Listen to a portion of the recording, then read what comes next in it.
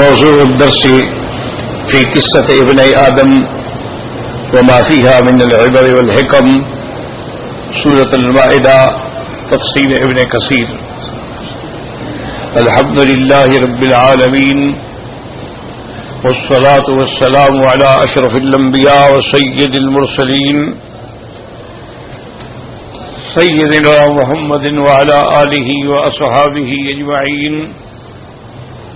اللهم صل على سيدنا محمد وعلى آل سيدنا محمد كما صليت على إبراهيم وعلى آل إبراهيم في العالمين إنك حميد مجيد. أعوذ بالله من الشيطان الرجيم. بسم الله الرحمن الرحيم.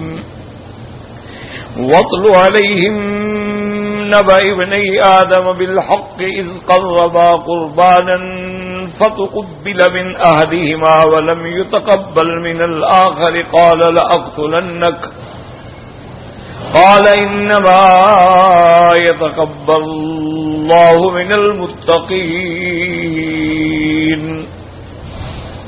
لئن بسطت إلي يدك لتقتلني ما أنا بباسط يدي إليك لأقتلك إني أخاف الله رب العالمين. إني أريد أن تبوء بإثمي وإثمك فتكون من أصحاب النار وذلك جزاء الظالمين.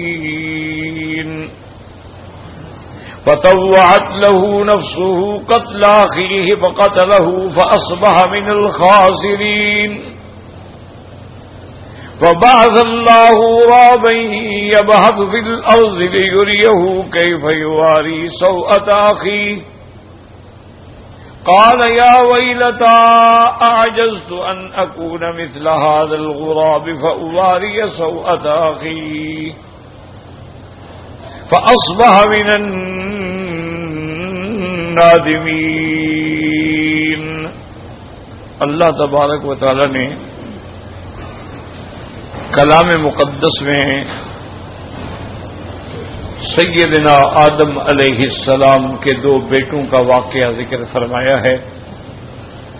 اور جیسے میں نے عرض کیا تھا کہ قرآن میں جتنے واقعات ہیں، جتنے قصص ہیں، وہ ان میں بہت بڑے مواعظ ہیں، ہدایات ہیں، عبر ہیں، حکم ہیں. اور دوسری سب سے بڑی بات یہ ہے کہ وہ سچ ہیں اور حق ہیں. ورنہ تاریخی روایات تو ایسے ہوتی ہیں، مرتب یابس ہوتی ہیں. اگر کوئی ایک بات سچی ہو تو دو غلط بھی ہوتے ہیں، لیکن قرآن کا تو کوئی لفظ بھی غلط نہیں ہوتا. اس لیے آپ دیکھیں گے یہاں بھی اللہ نے پہلا لفظ کیا فرمایا کہ وَاتْلُ عَلَيْهِمْ نَبَأَ ابْنَيْ آدَمَ بِالْحَقِّ، کہ میرے محبوب آپ ان پہ تلاوت کریں. لفظ وَاتْلُ یاد کرو. وَاتْلُ مانا تلاوت کرنا. اُتْلُ مَا أُوحِیَ إِلَيْکَ تلاوت. یتلو علیہم آیاتک ویعلمہم الکتاب والحکمت ویزکیہم تلاوت. وَإِذَا تُلِيَتْ عَلَيْهِمْ آیاتہ زادتہم ایمانا. اور دوسری جگہ فرمایا یتلونہ حق تلاوتہ. اس لیے پورے قرآن پہ نظر ڈالنے، قرآن اپنا مسئلہ خود سمجھا دیتا. تو اس لیے یاد کریں کہ ایک لفظ ہے تلاوت. ہمارے یہاں بھی یہ لفظ استعمال ہوتا ہے اردو میں بھی کہ میں بھائی تلاوت کر لوں. حالانکہ یہ عربی کا لفظ ہے تلا یتلو سے. اچھا، ایک لفظ ہوتا ہے قراءت. اب تلوتوں کا معنی پڑھنا، قراءتوں کا معنی پڑھنا. لیکن ان دونوں میں ایک فرق ہے. لفظ قرات جو ہے وہ عام ہے. مثلاً آپ کہیں گے قرأت کتاب اللہ، میں نے اللہ کے قرآن کو پڑھا. قرأت کلام رسول اللہ، میں نے حدیث پڑھی. قرأت الفقہ، قرأت الجریدۃ، قرأت المجلۃ، میں نے اخبار پڑھا، میں نے رسالہ پڑھا، تو وہ لفظ عام ہے. لیکن لفظ تلاوت جو ہے وہ خاص ہے. وہ آپ یہ نہیں کہہ سکتے کہ تلاوت الجریدہ تھا، میں نے جریدے کا پڑھا، میں نے جریدے کی تلاوت کی ہے اخبار کی، وہ وہاں نہیں کہیں گے. کیونکہ لفظ تلاوت یہاں آتا ہے اس کا معنی ہی یہی ہوتا ہے کہ اللہ کے قرآن کی تلاوت، جس کے ہر حرف پہ 10 نیکیاں ملتی ہیں اور 10 گناہ گر جاتے ہیں، اس کو کہتے ہیں تلاوت. ہمیشہ یاد رکھیں کہ قرات اور تلاوت میں کیا فرق ہے. کہ لفظ قرات جو ہے وہ عام ہے. آپ کہہ سکتے ہیں میں نے اخبار پڑھی، میں نے قرآن پڑھا، میں نے حدیث پڑھی، میں نے فقہ پڑھی، میں نے فلاں کتاب پڑھی. لیکن لفظ تلاوت جو ہے یہ خاص وہاں استعمال ہوتا ہے جس پہ ثواب مرتب ہوتا ہو. اور میرے آقا رحمت دو جہاں صلی اللہ علیہ وسلم کہ 4 وظیفے جو ہیں ان میں ایک وظیفہ یہ بھی ہے کہ یتلو علیہم آیاتک، کہ اللہ تیرے قرآن اور تیری کتاب پڑھ پڑھ کے سنائے گا محمد مصطفیٰ. اور دوسرا وظیفہ کیا تھا؟ وہ یعلمہم الکتاب، اور تیرے قرآن کی تعلیم دیں گے. پڑھنا الگ ہے، تعلیم الگ ہے. والحکمت، اصل تو حکمت کہتے ہیں دانائی کی باتیں ہیں. من یؤت الحکمت فقد اوتی خیرا کثیرا.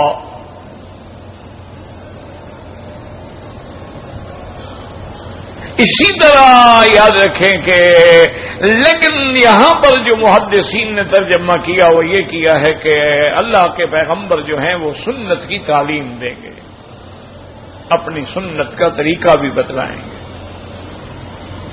وَيُزَكِّيهِمْ، اور چوتھا وظیفہ یہ ہے کہ وہ تمہاری ذہانی طور پر اندر کی بھی صفائی کریں گے تاکہ اندر بھی پاک ہو اور باہر بھی پاک ہو. یہ 4 پیغمبر کے وظیفے ہیں اور یہ 4 متوازی خطوط ہیں، 4 لائنیں ہیں. اور جب تک یہ برابر چلتی رہیں گی تو کامیابی ہوگی، اگر برابر نہیں چلیں گی تو پھر کامیابی نہیں ہوگی.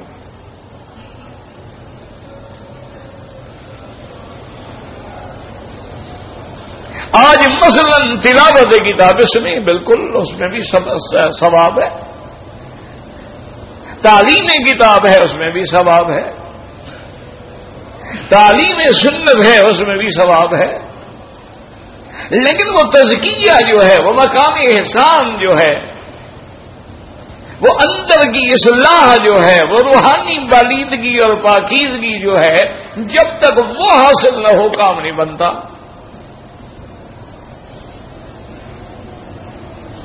اسی لیے آپ دیکھ لیں آج دنیا میں سینکڑوں نہیں، ہزاروں نہیں، لاکھوں مدرسے ہیں.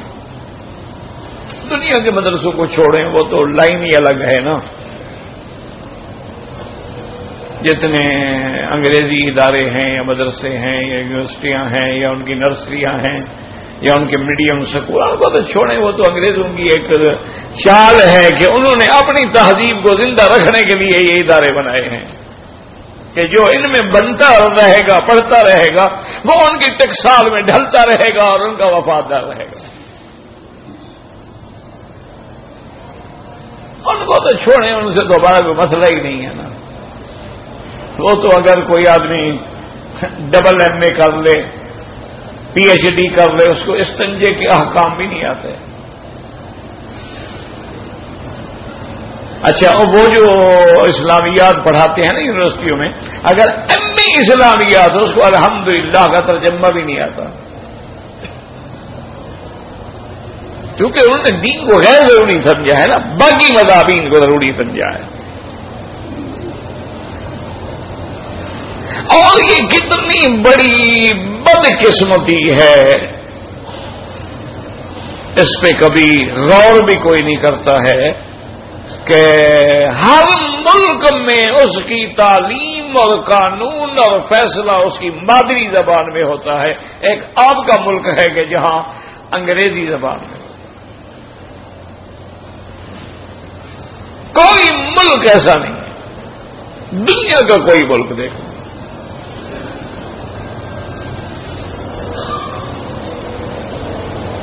میں ایک دفعہ جرمنی میں گیا تو مجھے کوئی دوائی لینی تھی، میڈیکل اسٹور پہ چلا گیا. اب جرمنی کا تو مجھے ایک لفظ نہیں آتا تھا، انگریزی ٹوٹی پھوٹی آتی تھی، وہ بھی کوئی یعنی اشارے تک. اس کو میں نے کہا کہ کیا تم انگریزی نہیں سمجھتے؟ اس نے کہا میں سمجھتا ہوں، میں بولتا نہیں. میں کیوں؟ نے کہا ہم کوئی گنگے ہیں، ہماری اپنی زبان نہیں ہے کہ ہم دوسری کی زبان کرائے والی بولیں.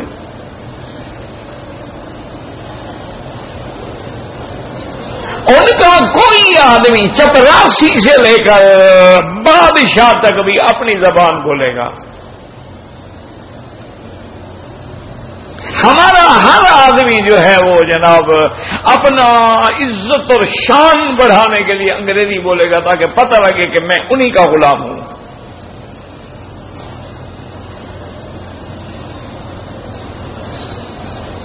انا للہ و انا. اس کا نتیجہ کیا ہے؟ اس کا نتیجہ یہ ہے کہ ہم علم سے محروم ہو گئے، اپنی زبان سے محروم ہو گئے.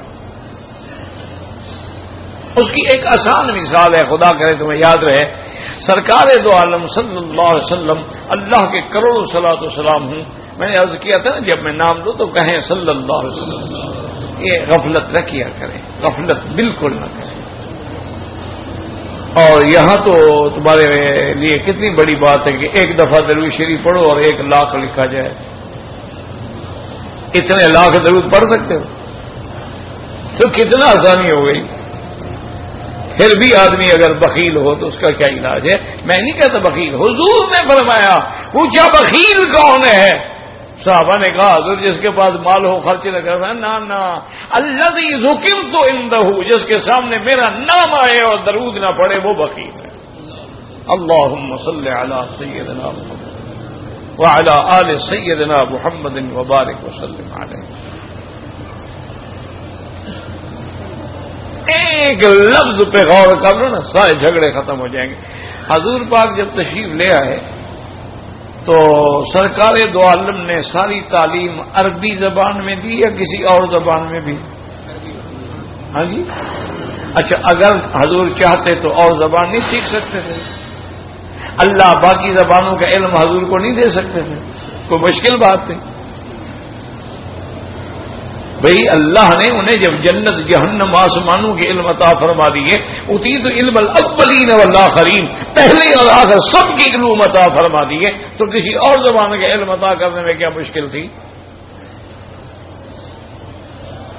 تو معنی یہ ہے کہ حضور نے سکھلایا کہ اصل بات یہ ہے کہ دین کی زبان تیری عربی ہو اور باقی قانونی اور نظامی زبان تیری وہ ہو جو مادری ہے، جو تیرے ملک کی زبان.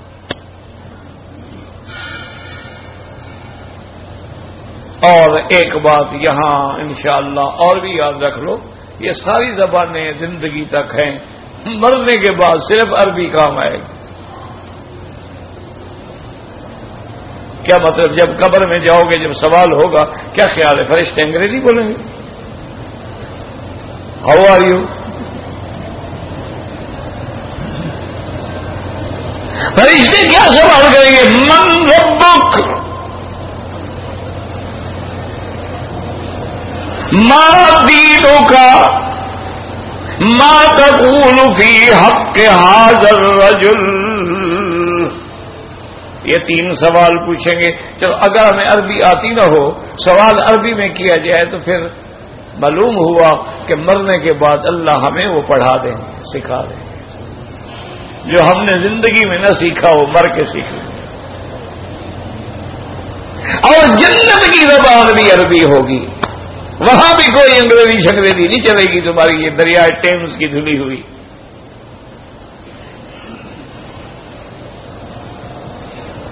جنت کی زبان عربی، قرآن کی زبان عربی، محمد مصطفیٰ کی زبان عربی، قبر کی زبان عربی، حشر کی زبان عربی، لیکن ہمیں عربی نہیں آتی.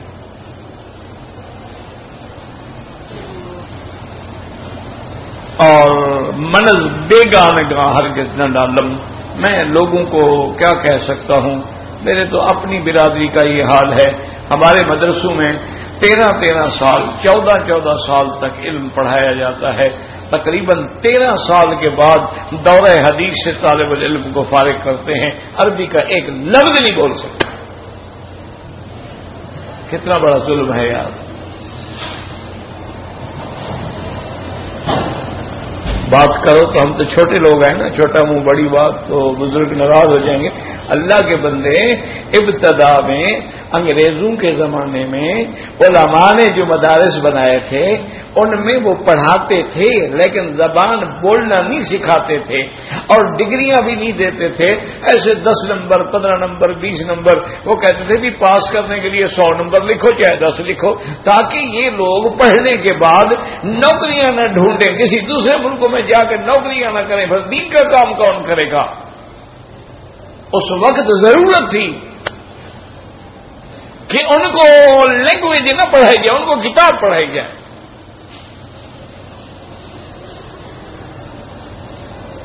آج کتنا بڑا افسوس لگتا ہے کہ اچھا خاصا ہمارا پڑھا لکھا مولوی جو ہے وہ بھی مکے میں آ جائے، مدینے میں آ جائے، کسی کے ساتھ 5 منٹ عربی میں بات نہیں کر سکتا.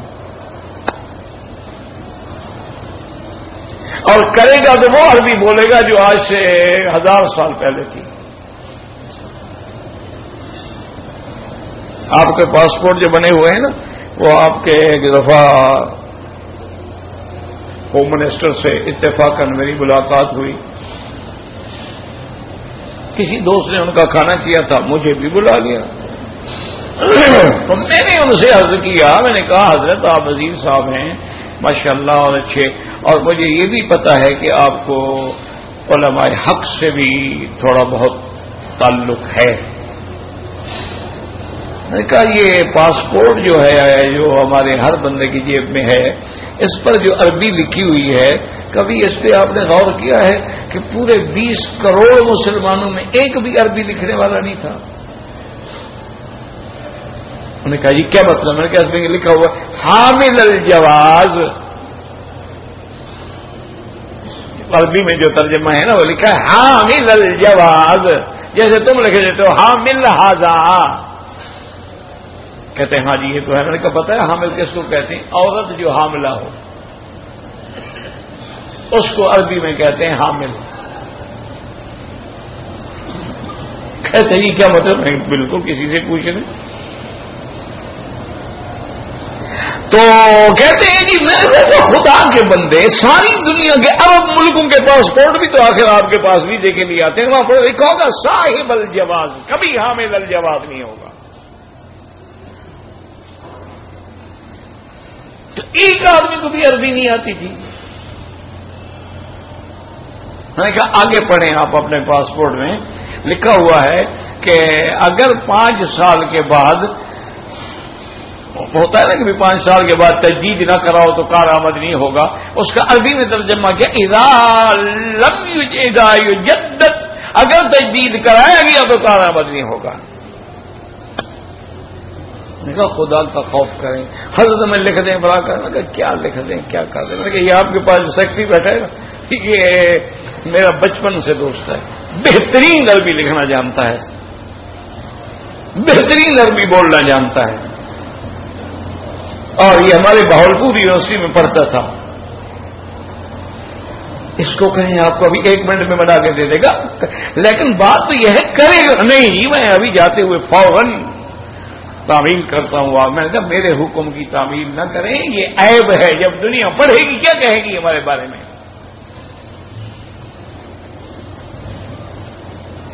آج ہوگا کچھ نہ وہ تو سنا بس ہوگا، سوال ہی پیدا نہیں ہوگا. کیونکہ انگریز کی جو کتاب ہے نا جس میں تعلیم دی ہے، اس نے اپنے بیوروکریٹس کو، ان کو CSP والوں کو، بڑے بڑے افسران کو، منسٹرز کو اور CM کو اور PM کو، انہوں نے لکھا ہے کہ مولوی جب کوئی بات کرے بڑے غور سے سنو، اس کا بڑا احترام کرو، دروازہ کھول کے کار میں بٹھاؤ، اس کو سلام کر کے روانہ کرو، بات نہ ماننا اس کی کبھی. میں نے کہا اس کو اسی پہ خوش رکھو، مولوی اسی پہ خوش ہوتا ہے بس. اور زیادہ خوش کرنا ہو تو حلوہ شلوہ بھی کھلا دو بس ٹھیک ہے.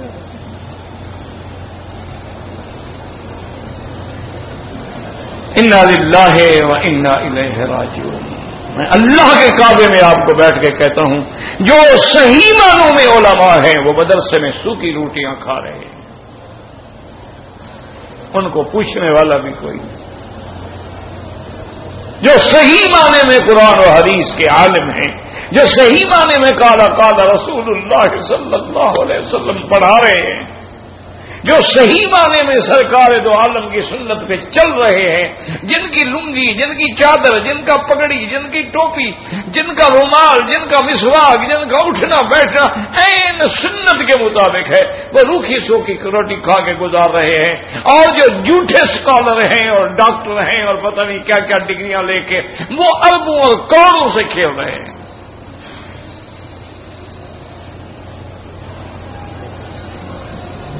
انا للہ و انا الیہ راجعون. صحیح معنوں میں عند اللہ یاد رکھنا وہ علماء ہیں جو مدارس میں بیٹھ کے قرآن پڑھاتے ہیں، جو مدارس میں بیٹھ کے حدیث پڑھاتے ہیں. ان کا گزر بسر مشکل سے ہوتا ہے. اگر اس دور میں ایمان سے کہو ان کو 2-4 ہزار تنخواہ ملتی ہو تو کیا گزارا ہو سکتا ہے؟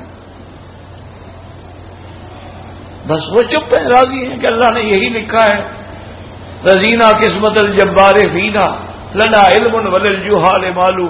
اللہ کی تقسیم پہ ہم راضی ہیں. اللہ نے لوگوں کے لیے دولت لکھی ہے، ہمارے لیے علم لکھا ہے، بس ٹھیک ہے الحمدللہ. کبھی ان علماء سے آپ نے نہیں پوچھا ہوگا کہ آپ کا کیا حال ہے. اسی لیے لوگوں نے تیرے عقیدے برباد کر ڈالے ہیں کہ جب تم نے علماء کو نہ پوچھا، انہوں نے بھی 11ویں شریف اور 12ویں شریف اور عرس شریف اور جناب قوالی شریف اور حجرہ شریف اور مجرہ شریف اور پتہ نہیں کیا کیا بنایا کہ کسی طرح پیٹ تو انہوں نے بھرنا ہے نا، حلوہ تو کھانا ہے نا. انہوں نے بھی پھر جھوٹے مسائل بنا کے تیری اور تم نے ان کی دنیا خراب کی، انہوں نے تیری آخرت خراب کر ڈالا. اب جنازہ پڑھنا ہے تو 3 دفعہ جی بعد میں والے سے دعا کریں گے. اور پہلی دعا جو حضور والی دعا ہے اس کا کوئی اعتبار نہیں ہے، مولوی والی دعا کا اعتبار ہے. اور جی 40 قدم پہ کھڑے ہو جاؤ، 40 قدمی کرنی ہے جی. اور کفن پہ جی الف ہی لکھنی ہے. کیوں؟ مولوی آئے گا تو لکھے گا نا. انا للہ و انا الیہ راجعون. خدا کے لیے چھوڑ دو مولوی مکی مدنی کی بات. مجھے بتاؤ سیدنا ابو بکر کے کفن پہ کس نے لکھا تھا کلمہ شریف؟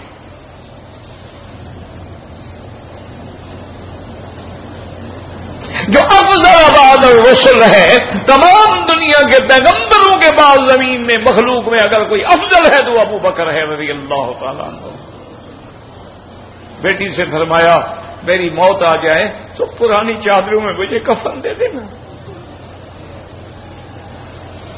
سیدہ رو پڑی اور میں ابا جان تمہارے لیے 2 چادریں نہیں ہیں اور میں نئی چادریں حضور کی امت کے غریبوں کے کام آ جائیں گی. میرا کیا ہے، اگر اللہ راضی ہوا تو پرانی کپڑوں میں بھی راضی ہو جائے گا، اور خدا ناراض ہوا ریشم کے کفن پہنا ہو تو جہنم ملے گی. اور مسلمانوں خدا کے لیے جاگو، خدا کے لیے جاگو. اللہ اگر تمہیں اپنے دروازے پہ لے آیا ہے اب رب کو منا لو، گر جاؤ خدا کے دروازے پر، توبہ کرو، استغفار کرو، درود پڑھو، طواف کرو، قرآن پڑھو. چھوڑو قصے کہانیاں اور یہ اپنے اوقات کو ایک ایک لمحے کو ضائع نہ کرو، کیونکہ پورے مکے میں جہاں بھی جاؤ گے، جہاں بھی گزرو گے، یا میرے محمد کا قدم آیا ہوگا یا صحابہ کا قدم آیا ہوگا. ان پہاڑوں پہ نظر ڈالو، کسی جگہ غار حرا نظر آئے گی جہاں آمنہ کے لال اکیلے بیٹھ کے عبادت کرتے تھے. ادھر نظر ڈالو غار سور نظر آئے گی، ادھر نظر ڈالو اجیاد نظر آئے گا، ادھر نظر ڈالو جبل عمر نظر آئے گا، آگے چلے جاؤ جبل ثبیر نظر آئے گا، آگے چلے جاؤ مینا نظر آئے گا، آگے چلے جاؤ وادی عقبہ نظر آئے گی، آگے جاؤ مسجد عقبہ نظر آئے گی، آگے جاؤ مسجد خیف نظر آئے گی، آگے جاؤ مجرۃ الکبش نظر آئے گا، آگے جاؤ وادی محسب نظر آئے گی، آگے جاؤ مزدلفہ نظر آئے گا، آگے جاؤ مشعر الحرام نظر آئے گا، آگے جاؤ وادی ارنا نظر آئے گی، آگے جاؤ وادی عرفہ نظر آئے گی۔ خدا کے لیے ایک ایک ذرے کو آنکھوں میں بسا لو۔ تم کیا کرنے آئے ہو؟ پیزا کھانے آئے ہو؟ برگر کھانے آئے ہو؟ مکہ مدینہ میں رہ کر بھی تمہیں صرف کوکا کولا سے دلچسپی ہے جو یہودیوں کے فرنچائز ہیں۔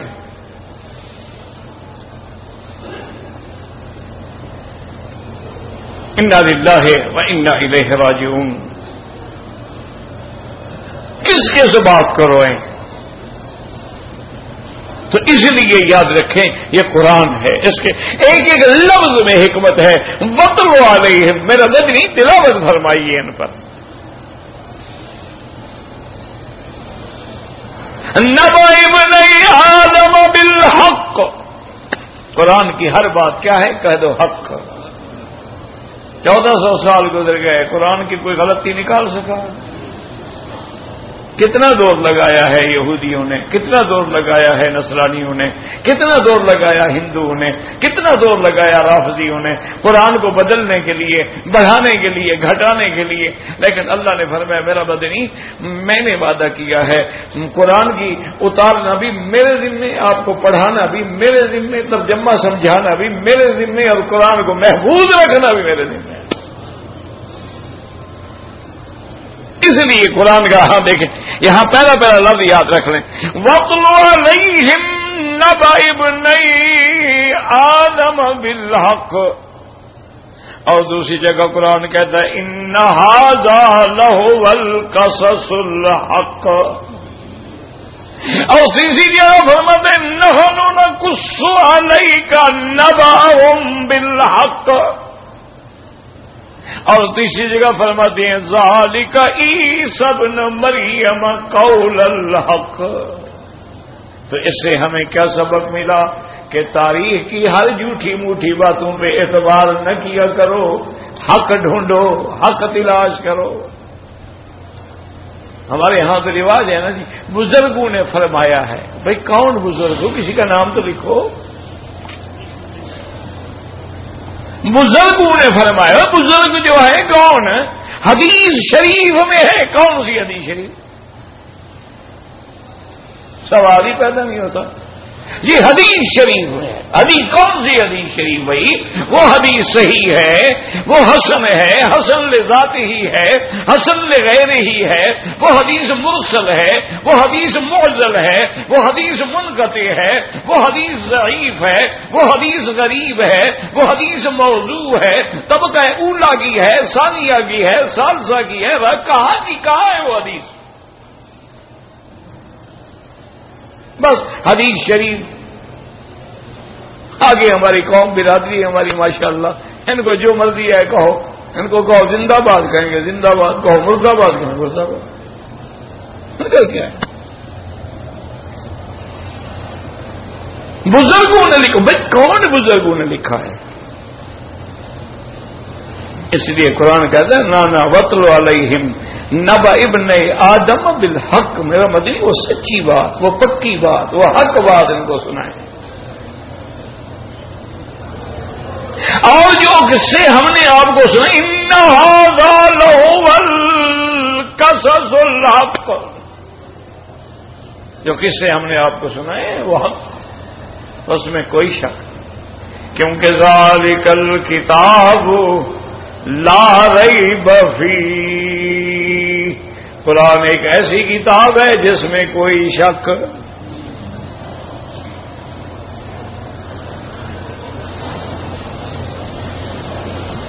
ہر کسی کی زبان پہ بعد میں شک ہو سکتا ہے، صرف اللہ کے قرآن میں اور میرے مدنی پاک کے فرمان میں کبھی شک نہیں ہو سکتا.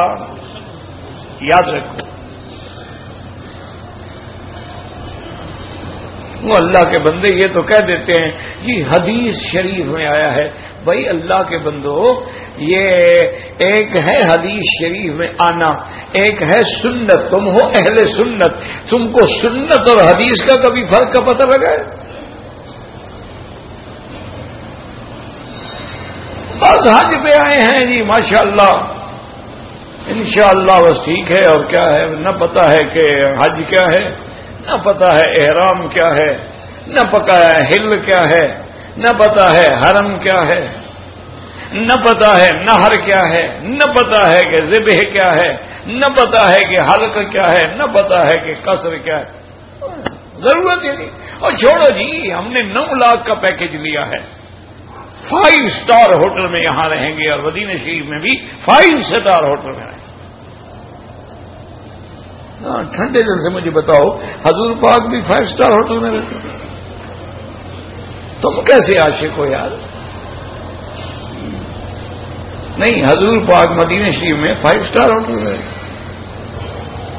اور یار مدینہ کی تو ہمیں مٹی بھی مل جائے تو وہ 5 اسٹار سے بہتر ہے. مدینہ شریف کی مٹی پہ بھی سونا مل جائے نا تو وہ 5 اسٹار سے کروڑ درجے بہتر ہے. میرے والد صاحب رحمۃ اللہ علیہ، مجھے یاد ہے وہ اس زمانے میں حرم شریف عشاء کے بعد کچھ دیر کے بعد مدینہ شریف میں بند ہو جاتا تھا. تو ایک بواب ہوتے تھے، غلام حیدر ان کا نام تھا، ہمارے کسی ڈیر غازی خان کے علاقے کے تھے. تو بہرحال وہ ان کے پاس آ جاتے، وہ ان کو جناب ایک سرانہ چھوٹا سا پرانا وہ دے دیتا اور مسلح بچھا کے دروازے کے باہر سو دیتا. پتھر. اللہ اکبر اللہ اکبر. تو اس لیے یاد رکھو، حدیث میں ایک چیز ہوتی ہے تو وہ کبھی کبھی جواز کے لیے بھی ہوتی ہے، وہ سنت نہیں ہوتی. کیا مانا؟ حضور پاک نماز پڑھ رہے تھے، آپ کی بچی جو ہے، بیٹی کی بچی، وہ گردن پہ سوار ہو جاتی تھی.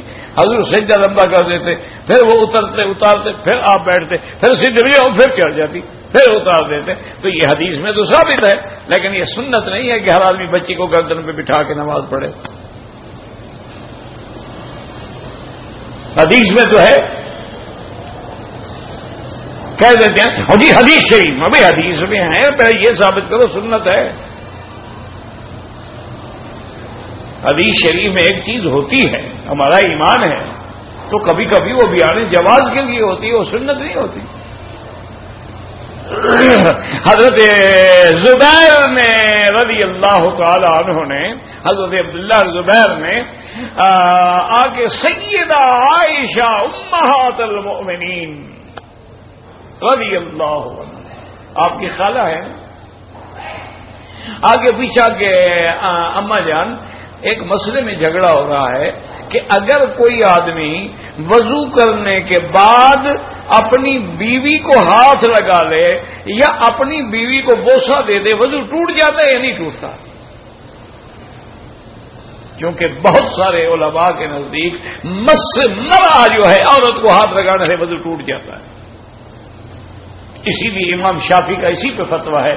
آپ دیکھیں نا انڈونیشیا کے جتنے حاجی عورتیں ہوں گی، وہ بیچاری ہاتھ میں بھی کپڑا رکھتی ہے کہ کہیں ہاتھ نہ لگ جائے کسی مرد کو. طواف کرتے ہوئے صفا دوڑتے ہاتھ لگے، ان کا وضو ٹوٹ گیا.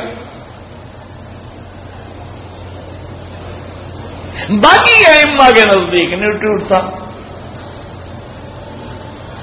تو اب حضرت نے آگے مسئلہ پوچھا تو بی بی عائشہ رضی اللہ تعالی عنہا، اور انہوں نے فرمایا کہ کانا یقبل بعض نسائہ ولا یتوضأ، او کما قالت عائشہ.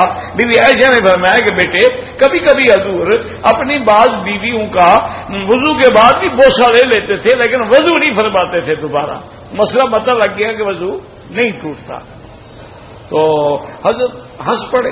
انہوں نے کہا اما جان آپ تو کہہ رہی ہیں نا بعض عورتوں کا، تم وہ بھی تمہارا بوسہ لیا ہوگا اور کس کا لیا ہوگا؟ تو خیر ان کی خالہ تھی نا، تو ہنس پڑے. تو بہرحال مقصد یہ، اب یہ حدیث میں ہے، لیکن کیا یہ سنت ہے کہ ہر آدمی نماز پڑھنے سے پہلے بیوی کو بوسہ دے کے آئے؟ اور خدا کے لیے کوئی سمجھو، کہہ دیتے حدیث شریف ہے. ہو جی بھائی تم نے کوئی حدیث پڑھی ہو تو تمہیں پتا ہو نا کہ حدیث شریف میں کیا معنی ہوتا ہے. حدیث میں ہوتا ہے لیکن وہ بھی آنے جواز کے لیے ہوتا ہے.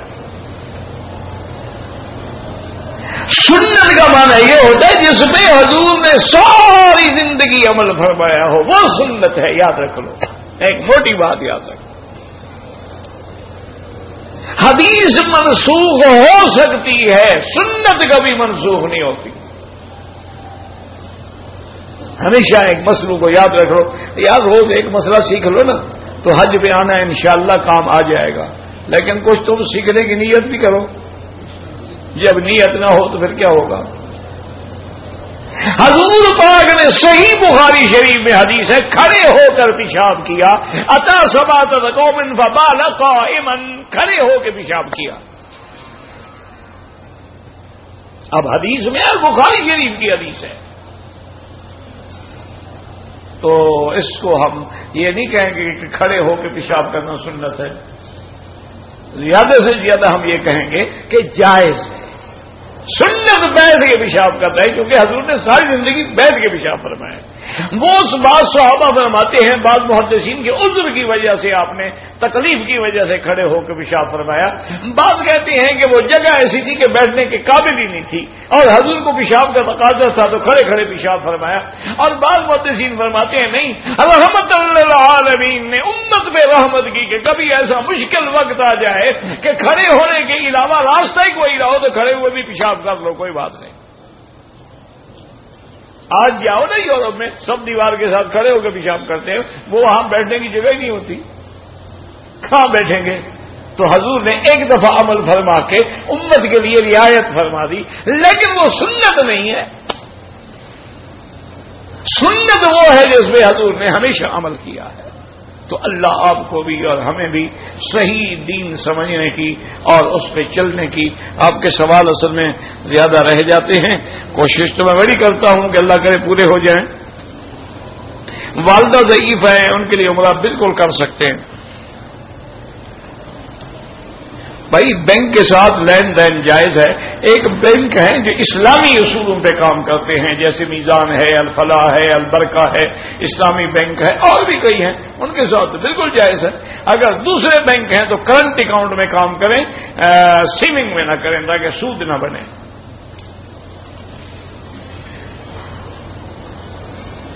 اگر مکے میں مقیم آدمی ہے، مینا عرفات میں جائے گا، اگر وہ حنفی ہے تو نماز پوری پڑھے گا، اور شافی ہے، مالکی، حنبلی ہے تو قصر پڑھے گا. کوئی جھگڑا نہیں، کوئی لڑائی نہیں. تم نماز تو پڑھو.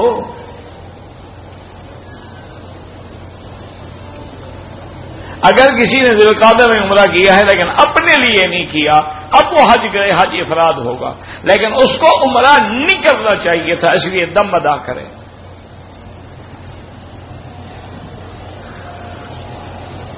صفا مروہ دوڑنے کے بعد کوئی نماز نہیں، کوئی نفل نہیں. بعض علماء نے مستحب لکھا ہے لیکن ثابت نہیں ہے. مزدلفہ میں مغرب اور عشاء کی نماز کے لیے ایک اذان ایک ہوگی، تکبیر سب کے لیے الگ ہوگی. مغرب کی تکبیر الگ، عشاء کی تکبیر الگ. مزدلفہ میں عشاء کی نماز کے بعد آپ چاہیں سنت پڑھیں، وتر تو پڑھنے ہی پڑھنے ہیں، چونکہ احناف کے نزدیک وتر واجب ہے، نہیں پڑھو گے تو قضا کرنی پڑے گی. باقی سنتیں ہیں، پڑھیں مرضی، نہ پڑھیں مرضی. نہیں بالکل وتر تو واجب ہے. جن کے نزدیک واجب نہیں ہے وہ نہ پڑھیں تو کوئی حرج نہیں. بعض ائمہ کے نزدیک وتر سنت ہے، احناف حنفی حضرات کے نزدیک واجب ہے.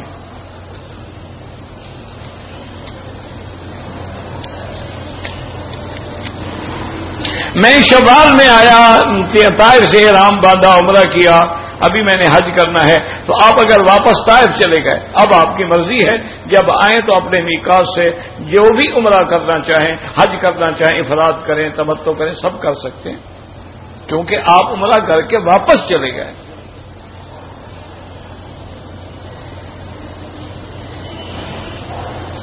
ایک آدمی اپنے ملک سے آیا، احرام باندھ کے طواف کا صرف ایک چکر لگایا اور احرام کھول دیا، وہ جناب عمرہ بھی دوبارہ کرے اور ایک بکری دم بھی ادا کرے۔ تھک گیا تو ویل چیئر پہ کر لو۔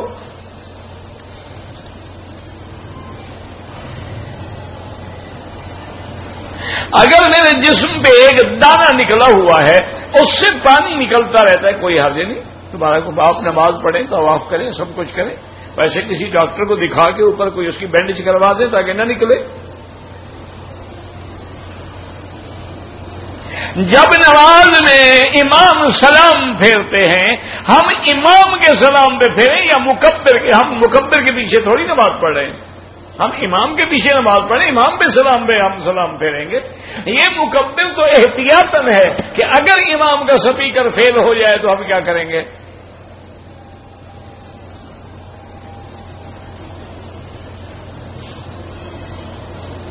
ہم کو بہت زیادہ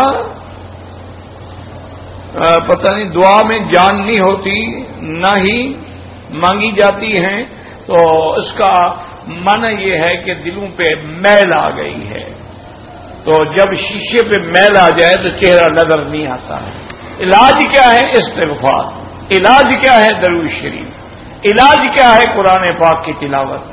علیحدہ بیٹھ کے اور غور کرو اور اپنی موت کو یاد کیا کرو، دل میں جب رکت پیدا ہوگی تو دعاؤں میں اثر پیدا ہوگا۔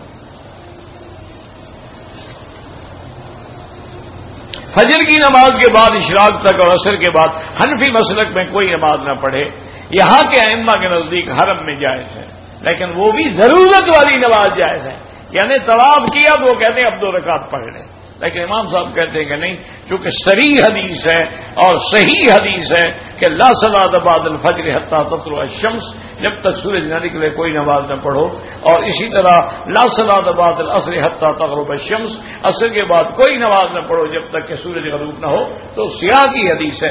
بہرحال کسی پہ اعتراض نہ کرے، جو پڑھتے ہیں ان سے جھگڑا نہ کرے، اور حنفی مسلک والوں کے پاس بڑی قوی دلیل ہے نہ پڑھنے کی۔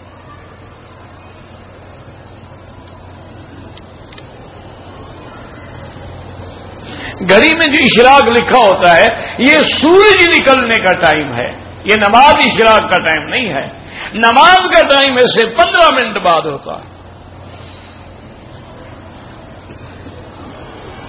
مجھے حضرت عمر سے زیادہ محبت ہے، اچھی بات ہے، اللہ نصیب کرے۔ ایک نبی کی ماں ہے، ایک نبی کی بہن ہے، مجھے نہیں پتا بھائی۔ کہتا جی کہ کورٹ میں شادی کرنے والا جوڑا کئی سالوں کے بعد قتل کیا جاتا ہے، مجھے نہیں پتا آپ نے کیا لکھا ہے، کوئی سمجھ ہی نہیں آئی بات۔ اگر آدمی غسل کرے پھر اس کو الگ وضو کرنے کی ضرورت ہے، اگر آپ نے پہلے نیت کر کے وضو کر لیا پھر غسل کیا تو کوئی ضرورت نہیں۔ اگر آپ نے پہلے وضو کی نیت ہی نہیں کی، ناک میں پانی نہیں دیا، کچھ نہیں کیا، تو پھر غسل کے بعد دوبارہ وضو کرنا پڑے گا۔ وضو کر لینے کے بعد اگر ہم کپڑے تبدیل کریں تو وضو ٹوٹ جاتا ہے، کیوں؟ وضو کپڑوں میں چلا جائے گا، بھاگ جائے گا، نہیں ٹوٹتا جناب، بڑا پکا وضو ہے۔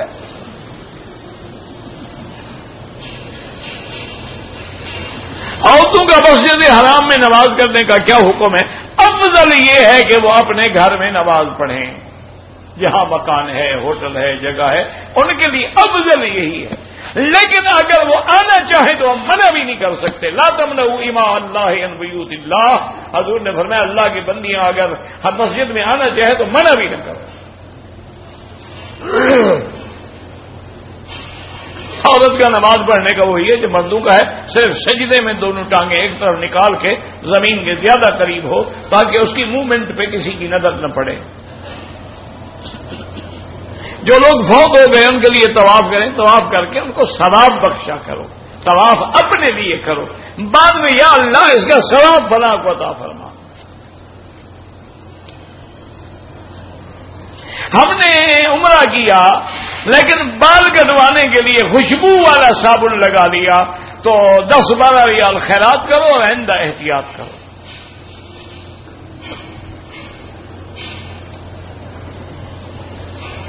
ہمارے ملک میں لوگ پڑھنے سے آپریشن کر لیتے ہیں، مجھے نہیں پتا، سر منڈانے سے پہلے داڑھی منڈا ڈالی تو دم پڑ گئی۔ نماز جمعہ میں کتنی سنتیں ہیں، پہلے بھی 4 ہیں اور بعد میں بھی 4 ہیں، جیسے ظہر کی، ظہر میں پہلے 4 ہیں بعد میں 2 ہیں۔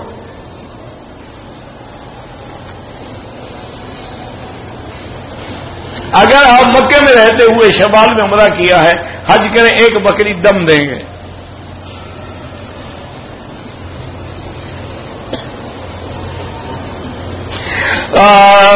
صبح کی نماز میں جمعہ والے دن امام صاحب جو ہیں پہلی رکعت میں سورت سجدہ تلاوت کر کے سجدے میں چلے گئے، ہم لوگ رکوع میں گئے، یعنی 1400 سال گزر گئے، امت کو ابھی سورت سجدہ کا پتہ بھی نہیں ہے۔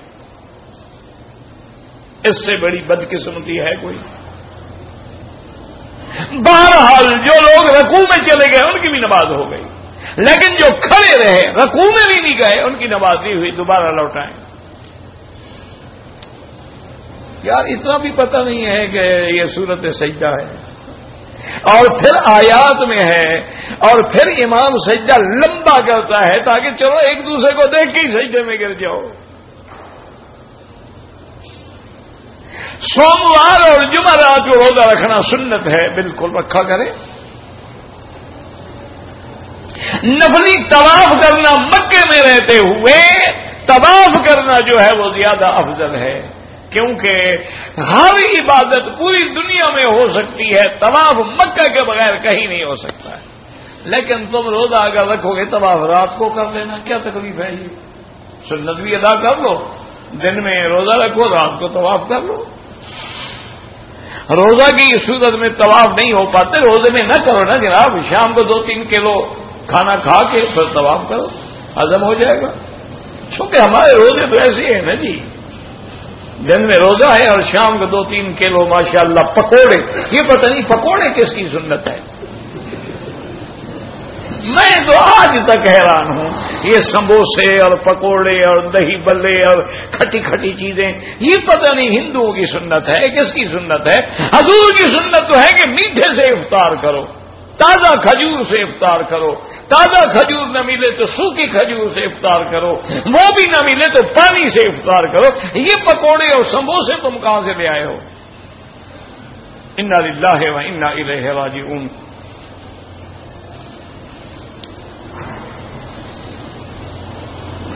میں نے مدینے سے عمرہ کیا تھا، اب دوبارہ موقع نہ ملا تو عمرے میں حج، عمرے کو تم حج نہیں سمجھ سکتے، عمرہ عمرہ ہے، حج حج ہے۔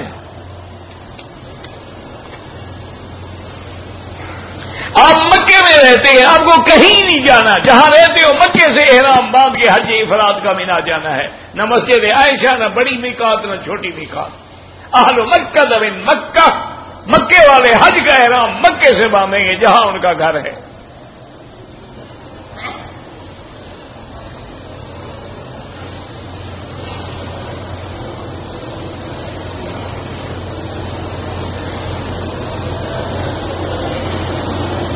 کہتے جی کہ علامہ کا لقب کس کس کو دیا ہے، مجھے کیا پتا، میں نے کوئی لسٹ بنائی ہوئی ہے، تم کوئی کتاب تاریخ منگوا کے دیکھ لو۔ ہمارے ہاں تو علامہ کی ڈگری صرف جامعہ عباسیہ بہاولپور، نواب بہاولپور کے زمانے میں جامعہ عباسیہ بہاولپور ایک اسلامی یونیورسٹی تھی، اس میں مولوی فاضل اور ادیب فاضل اور علامہ کی ڈگری دی جاتی تھی، اور باقی اللہ کو پتا ہے کون کون سے مدارس دیتے ہیں، مجھے کیا پتا ہے۔ ہمارے کشمیر میں بارشیں ہو رہی ہیں، اللہ بارشوں کو رحمت بنائے، عذاب نہ بنائے، دعا کرو۔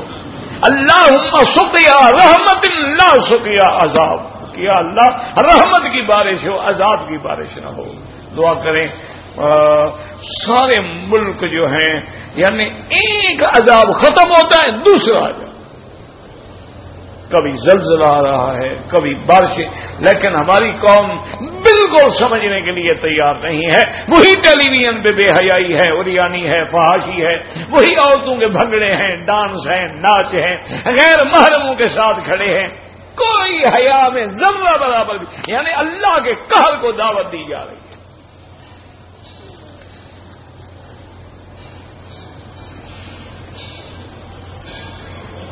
ایک آدمی نے احرام جو ہے بغیر احرام حج کے لیے آنا چاہتا ہے، تو بہرحال بغیر احرام کے اگر آ گیا تو آ گیا، انشاءاللہ اللہ قبول کرے۔ پاکستان کے لیے دعا، ہم تو بھائی روز دعا کرتے ہیں، لیکن دعا کرو پاکستانی بھی تو کچھ سمجھے نا۔ تم ناچ کرتے رہو، ہم دعا کرتے رہیں، کیا فائدہ ہوگا؟ تم ڈانس دیکھتے رہو، ہم دعا کرتے رہیں، یہ کیسے دعا لگے گی؟ تم بھی تو کچھ بدلنے کی کوشش کرو نا۔ حرم کے نزدیک رہتا ہوں، آج کل طواف کرنا چاہیے، وقت ملے کرو، کیوں نہیں کرنا چاہیے؟ باقی اصول یہ ہے کہ باہر والوں کے لیے اب جگہ چھوڑو۔ میری امی فوت ہو گئی، ان کا حج بدل کروا رہا ہوں، بالکل کروائیں، لیکن یہ دیکھیں آپ کی امی پہ حج فرض تھا یا نفل تھا؟ اور اگر حج افراد ہے تو بکری کی کوئی ضرورت نہیں۔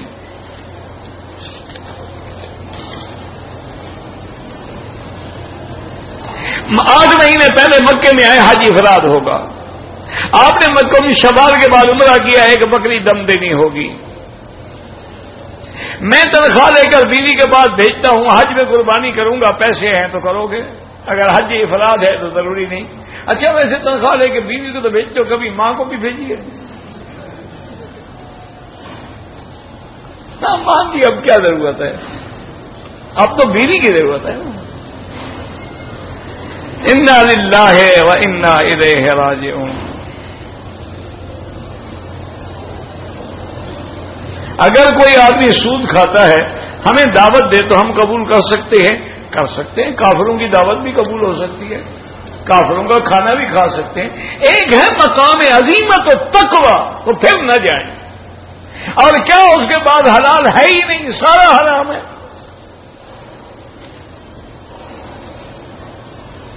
جو زندہ ہے معذور ہے ان کے لیے دعا کریں، عمرہ حج نہیں۔ اگر ہم کنکری اور قربانی مارنے سے پہلے مینا سے سیدھا مکے آ کے پہلے طواف زیارت کر لیں، کوئی حرج نہیں، طواف زیارت ترتیب میں شامل نہیں۔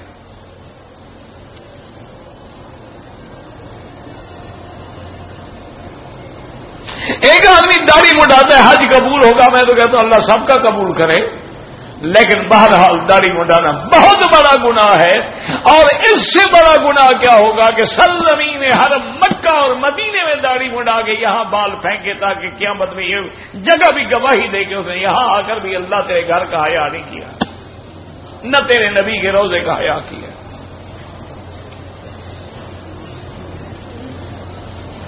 اگر 10 ذی الحجہ کو کنکری مارنے کے بعد ہم عزیزیہ میں اپنے ہوٹل میں آ جائیں، آپ عرفات ہی نہ جائیں، حضرت ہوٹل میں سوتے رہیں، کیا ضرورت ہے؟ آپ آ گئے مکے مدینے، حاجی ہو گئے، بس آپ ہوٹل میں اے سی چلا کے اپنے 9 تاریخ آرام سے سوتے رہیں۔ انا للہ و انا الیہ راجعون۔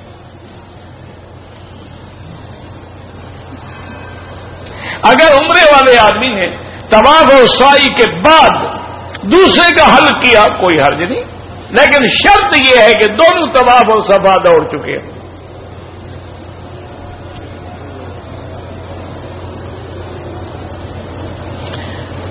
بہرحال چوتھا حصہ بال کٹ جائیں تو ٹھیک ہے، یعنی اتنے بال ہیں تو اتنا سارے سر کے کٹ جائیں۔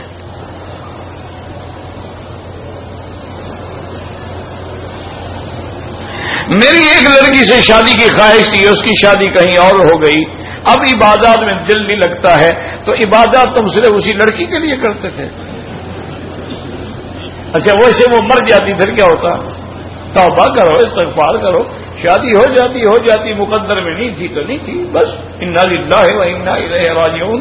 اللہم اجرنی فی مصیبتی واخلف علی کل غائبۃ لی منک بخیر۔ بی بی ام سلمہ فرماتی ہے کہ جب میرے شوہر فوت ہوئے تو انہوں نے مجھے یہ سکھلایا تھا کہ اگر مصیبت ہو تو یہ پڑھ لیا کرو، انا للہ و انا الیہ راجعون، اللہم اجرنی فی مصیبتی واخلف لی علی کل غائبۃ لی منک بخیر۔ کہتی ہے میں نے سنت سمجھ کے دعا پڑھ لی، لیکن میں حیران تھی کہ میرے خامن جیسا مجھے اور کون خامن ملے گا، لیکن کہتی ہے اس دعا کی برکت تھی کہ زوجنی رسول اللہ، پھر حضور نے میرے ساتھ شادی کر لی۔ تو تم بھی انا للہ پڑھو، اس سے کوئی اور اچھی لڑکی مل جائے گی، دنیا وہی ایک ہی لڑکی تھی۔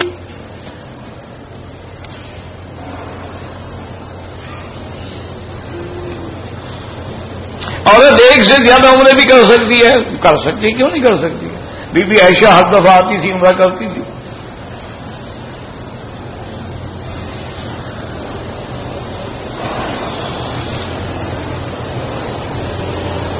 اگر فجر کی نماز کھڑی ہو گئی ہے، آگے نماز میں مل جائیں، سنت نہ پڑھیں، سنت سورج نکلنے کے بعد پڑھیں، مجبوری ہو تو نماز کے فوراً بعد بھی پڑھ کے جا سکتے ہیں۔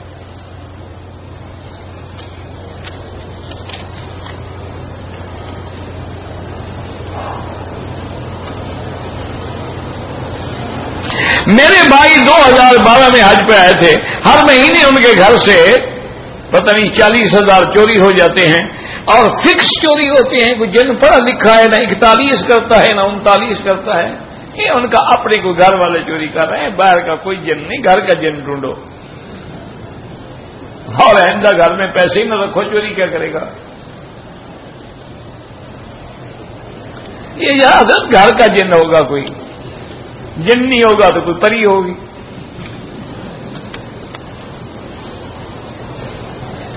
یہاں پر عورتیں نماز جنازہ پڑھ سکتی ہیں، کیوں نہیں پڑھ سکتی؟ باقی نماز پڑھ سکتی ہیں، باقی جنازہ نہیں پڑھ سکتی۔ اگر عورتیں مر جائیں ہم ان کا جنازہ پڑھیں یا نہ پڑھیں؟ اللہ کے بندے پتہ نہیں کیسے عقل لڑاتے رہتے ہیں۔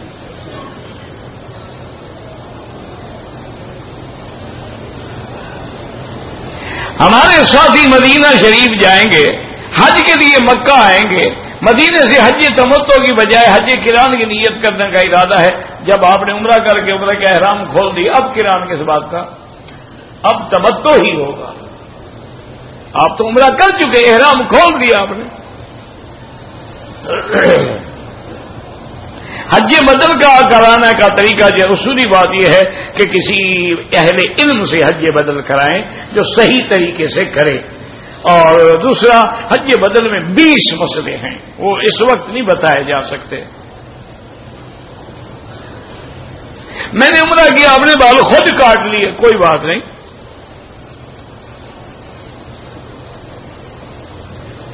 اگر آدمی عمرہ کرنے کے بعد حرم سے باہر چلا گیا، پھر آیا کعبے میں داخل ہوا، تو ضروری نہیں کہ ہر دفعہ طواف کرے۔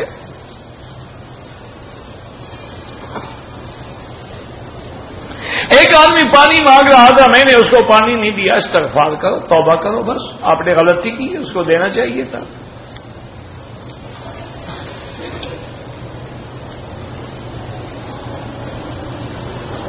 سگریٹ اور نسوار سے وضو تو نہیں ٹوٹتا، لیکن کلی کریں منہ میں بدبو نہ رہے جب نماز کے لیے آئے، ویسے بھی مکروہ چیز ہے، چھوڑنے کی کوشش کریں۔ مسجد جہرانہ جو ہے وہ میقات نہیں ہے، حد حرم کے باہر ہے، ہل رہے، لیکن عمرہ وہاں سے ہو سکتا ہے۔ حضور پاک نے خود بھی عمرہ فرمایا ہے۔ ذی الحجہ میں جن لوگوں نے قربانی کرنی ہے وہ یکم سے لے کر قربانی والے دن تک ناخن واخن حجامت وغیرہ نہ کرائیں، پہلے کرا لیں۔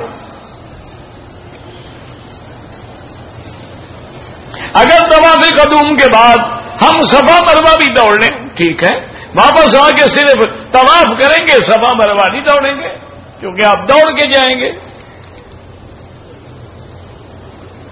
میرے بھائی فالج کی وجہ سے معذور ہیں، ان کی طرف سے حج کر سکتا ہوں، بالکل کر سکتے ہیں، اگر آپ پہلے اپنا حج کر چکے ہیں۔ ہر طواف شروع کرنے سے پہلے بالکل استقبال ضروری ہے۔ بسم اللہ اللہ اکبر وللہ الحمد. اگر ہم نے قربانی کر لی، کنکریاں مار لی، ایک دوسرے کے سر پہ اس طرح پھیر دیں، بالکل ٹھیک ہے، کوئی بات نہیں. مقامی آدمی جو ہے وہ حج افراد کریں گے، نہ تمتع نہ قران.